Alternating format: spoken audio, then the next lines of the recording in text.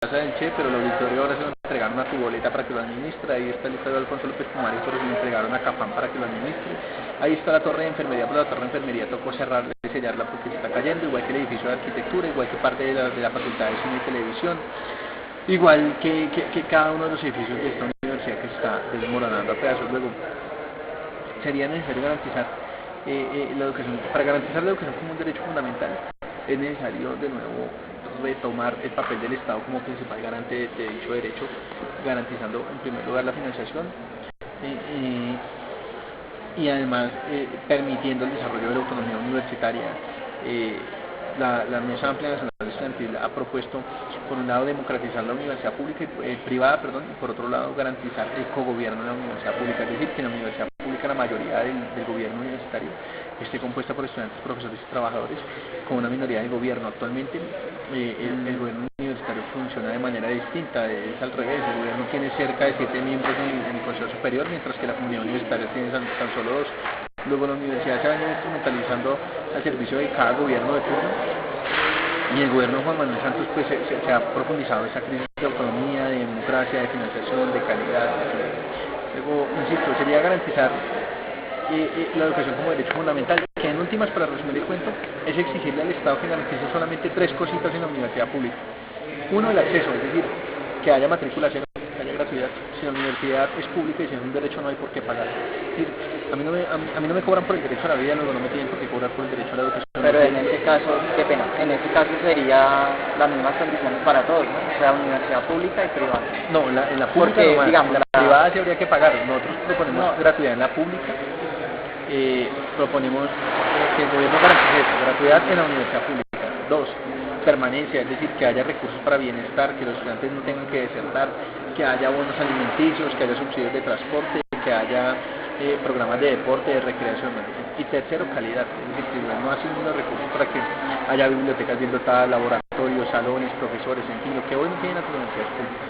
No, lo que, o sea, sí, digamos, a lo que yo me refería era, digamos, ustedes como estudiantes de la MANE, bueno, sí, estudiantes y representantes de la MANE que defienden la universidad pública, ¿no deberían ayudar un poco a la universidad privada para que regulen los costos de las matrículas? Sí, nosotros hemos planteado también la regulación de los costos de matrículas en la universidad privada, además con participación de los estudiantes, porque actualmente los estudiantes no participan en la mayoría de las universidades privadas en la definición de los costos de matrículas.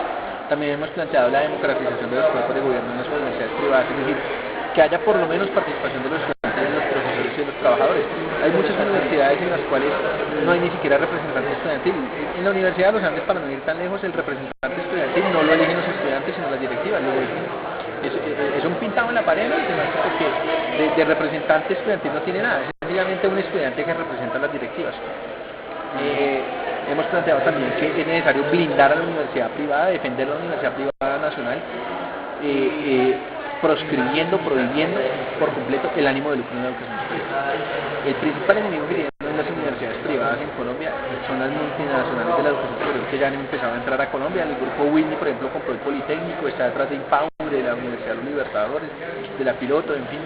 Nosotros hemos planteado que es necesario que la ley deje de manera clara y expresa que está prohibida el ánimo de lucro en la educación superior en Colombia. Es una forma de defender la universidad privada colombiana, que no tiene como propósito hacer negocios, sino de verdad formar a los jóvenes colombianos. Pues ahora, cambiando de tema, ¿usted qué piensa sobre lo del paro campesino?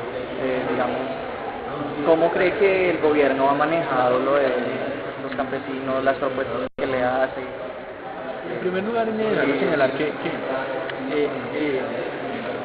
desde hace 20 años que se oponían a los tratados de libre comercio, plantearon que el agro se iba a quebrar, la industria se iba a desmantelar, que los servicios se iban a privatizar, que la educación y la salud también se iban a privatizar, en fin.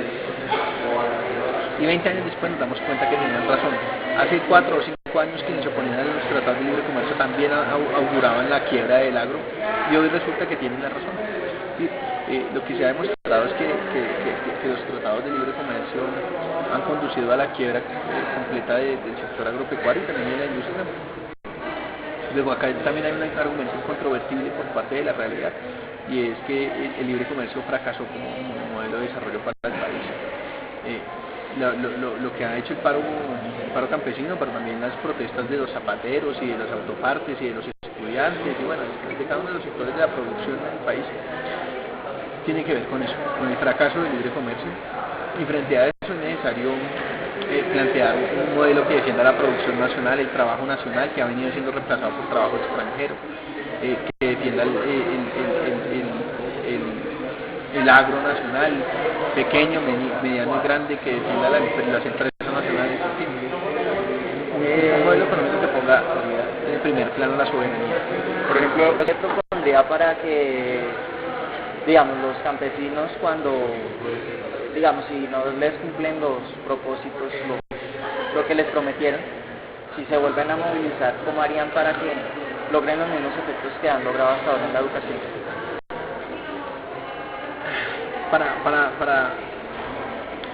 No existe ninguna conquista democrática, libertad o de derecho que haya sido producto de los favores de un gobierno de turno. No ha pasado nunca. Es decir, los derechos de los negros, de las mujeres, de los trabajadores, de los estudiantes, no han sido producto de regalos o dádivas graciosas, sino que han sido arrancados en el calor de la movilización social y de la lucha política. Pues esa lucha social y política tiene siempre dos herramientas, dos elementos. Por un lado, la razón, es decir, tener las razones para dar la batalla. Esas razones nos asisten, nosotros tenemos la razón, y los productores agrícolas de Colombia también tienen la razón cuando rechazan los tratados de libre comercio, cuando exigen que se les permita tener semillas nativas, bueno, en fin. Lo que les falta es la fuerza, pues la fuerza se consigue a punta de razón, es decir, uno a punta de razones, de argumentos, va consiguiendo la fuerza, y es necesario que esos procesos de movilización sean de masas, es decir, son los enormes ríos de gente los que transforman la realidad política, no los pequeños riachuelos que ineluctablemente se secan. Y creo yo que el camino correcto es la movilización social de masas. Bueno, y sobre el polo democrático, digamos, cómo pudo afianzar el tema educativo en este movimiento. El polo democrático es el único partido de oposición en Colombia, el único partido que oficialmente ha declarado la oposición al gobierno de Juan Manuel Santos y además al gobierno de Álvaro Uribe Vélez. Es el único que plantea una propuesta alternativa en materia de educación y en materia también de modelo económico. Yo entré a un partido político cuando me di cuenta que no era suficiente con el activismo estudiantil. Es decir, un día me pregunté, bueno, ¿qué va a pasar si mañana ganamos la pelea en la mano? Si conquistamos una educación de nuevo tipo. Pues que quedará también otras peleas por dar, la pelea contra la minería, la pelea de la salud, la pelea de tantas cosas más, de la libertad sindicales. Y yo dije, la única forma de transformar todo ese tipo de cosas no es a través de la lucha gremial, sino de la lucha política. Sin decir que la lucha gremial sea una cosa menor, también es importante, pero la transformación completa de los países se da a través de la lucha política. Por eso me vinculé yo al Polo Democrático Alternativo y por eso cifro todos mis esfuerzos y mis esperanzas de transformación de este país en ese proyecto de unión que representa el Polo Democrático Alternativo. Bueno, y pues me gustaría como saber qué efectos ha tenido dentro de la universidad, o sea, cómo lo ven a usted dentro de la universidad, pues como miembro de la MAN. Bueno, supongo que o sea, lo que usted percibe en esto hay de todo, en esto hay gente que lo quiere a uno, hay gente que no lo quiere tanto, hay otros críticos, otros que lo admiran, bueno, en fin, hay de todo. Pero no sé, que lo importante es no ablandarse ante los halagos y tampoco ante las críticas mezquinas. Entiendo que hay críticas de buena fe que le permiten a uno mejorar, pero digamos, no vivir del aplauso ni tampoco del murmullo a las espaldas. Eso creo que es una buena forma para evitar que los ánimos se perciben difícil que los ánimos de las personas en cierto momento entonces definan el estado de ánimo también de uno. Pues, a mí me gustaría que usted nos hiciera como una invitación ya para cerrar la entrevista, para que nos vinculemos a la mano, miembros de universidad privada. Sí, mire, en esta situación que vive el país, un joven en Colombia tiene la obligación de preguntarse si cree o no que es necesaria una transformación social, por lo menos en materia de educación económica. Ese creo que es el deber de todo estudiante, no importa qué estudie, no importa dónde lo estudie. Lo cierto es que ser estudiante ya supone un compromiso social, porque ser estudiante en Colombia, ser estudiante de la educación superior es un privilegio al que no acceden la mayoría de los jóvenes colombianos. Entonces, los jóvenes en Colombia tienen esa obligación, es una obligación social, política, moral, ética, preguntarse si es o no necesario una transformación social en Colombia. ¿Y cómo? Si su respuesta es que no, bueno, listo, entonces siga con su vida y siga viendo en TV, pues. Pero si su respuesta es que sí, entonces haga algo por transformar la realidad, porque en esto no hay suplentes y nadie va a hacer la tarea por uno. La invitación sería entonces a que, después de que se hagan esa pregunta, entiendan que el propósito de transformar la educación en Colombia es un propósito enorme, es una tarea ingente, enorme, difícil, colosal, y que las grandes empresas, los grandes desafíos de la humanidad no los consigue un hombre solo. Las grandes transformaciones de la humanidad no las han conseguido los prohombres ni nada de eso, sino los hombres organizados. Todos los hombres se organizan para conseguir objetivos que por sí solos no podrían. Y uno de esos objetivos por el que tienen la obligación moral, insisto, de luchar los jóvenes por la transformación de la educación. Luego mi invitación es a que entiendan que es necesario organizarse. Y uno se organiza pues con los diferentes. Uno siempre dice, pero es que en la mano hay gente fea, que es que no me gusta. Pues obvio, si todos pensaran como uno, pues no habría necesidad de organizarse, ya todo el mundo andaría para el mismo lado. Es necesario encontrarse con los diferentes sobre la base de objetivos comunes, es necesario eso. Y una vez uno haya encontrado personas diferentes para organizarse en pro de la lucha por objetivos comunes, es necesario entender que es con movilización como se ganan esas peleas. Si no, no hay nada que hacer. Usted puede tener las mejores ideas, las mejores razones, pero si no pone esas razones al servicio de la movilización, no hay absolutamente nada que hacer. Una cosa es la MANE con un proyecto de ley muy bueno y con las calles vacías, y otra cosa es la MANE con un proyecto de ley muy bueno y con la plaza de Bolívar llena todos los días. Suponiendo que ustedes ganaran la lucha educativa contra el gobierno, después, ¿qué seguiría en la mano? Incluso en esos países donde ya no hay casi que conquistas democráticas por conquistar, es necesario seguir profundizando los niveles de goce efectivo de los derechos de la población.